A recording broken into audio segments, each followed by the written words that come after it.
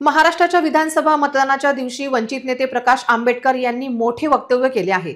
वंचितने जेवढ्या जागा जिंकल्या तेवढ्या आम्ही जिंकू असा विश्वास व्यक्त केला। तर वंचितच्या अनेक उमेदवाराला मारहाण झाली तर वरुड मोर्शी उमेदवाराला पळवून नेण्याची धक्कादायक माहिती प्रकाश आंबेडकर यांनी दिली।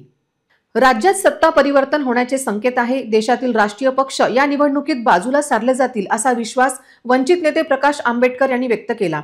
आज सकाळी अकोल्यातील मतदान केंद्रावर प्रकाश आंबेडकर व अंजली आंबेडकर यांनी मतदान केले। मतदानानंतर माध्यमाच्या विविध प्रश्नांना आंबेडकर यांनी उत्तर दिले। तर वंचितचे अनेक उमेदवारांना हल्ले झाल्याची धक्कादायक माहिती त्यांनी दिली। त्याचबरोबर वंचितच्या एका उमेदवाराचे अपहरण झाल्याचा खुलासा आंबेडकर यांनी अकोल्यात केला।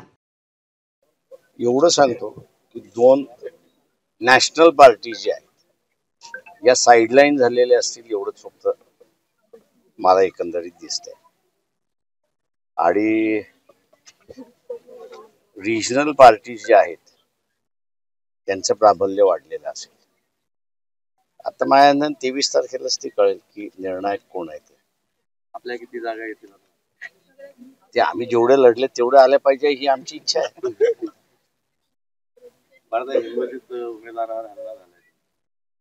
हिंगोली कळमनुरीमध्ये झालाय। कळमनुरीमध्ये हमला झालेला आहे आणि देवलालीमध्ये असताना झालेला आहे। त्याच्यानंतर वरुड मोर्शी उमेदवाराला आज सकाळपर्यंत पळून घेऊन गेलेले आहे। 3 दिवस झालेले पोलीस कंप्लेंट आम्ही केलेले आहे। तो सापडत नाही अशी असणारी परिस्थिती आहे। मुस्लिम कॅन्डिडेट आहे, 84 इयर्स आहे त्याचं आणि त्याला पळून घेऊन गेलेली अशी परिस्थिती आहे। लोहा कंधारमध्ये सुद्धा असणारा हे झालं। त्याच्यानंतर मग हाकेंवरती सुद्धा असणारा हमला झाला त्या सगळ्याच्या। नवनाथ वाघमारे जे आहेत त्यांच्यावरती सुद्धा असणारा हमला झाला। एकंदरीत मी असं म्हणेन की वंचितच्या कार्यकर्त्यांवरती आणि उमेदवारांवरती हल्ले मोठ्या प्रमाणात झाले तेवढं फक्त मी नमूद करतो। काय कारण? आता कारण अनेक आहेत त्याच्यापैकी। त्याच्यातलं एक आहे की सत्ता परिवर्तन होतंय अशी भीतीतून झालेलं आहे असं मी त्या ठिकाणी मानतोय। आता मोर्शीचा जो उमेदवार आहे आमचा, जसा 4 दिवस झाली त्याला पळवलेला आहे, आजही तो सापडलेला आहे। कार्यकर्ते प्रचार करतात। मतदारांना काय आव्हान?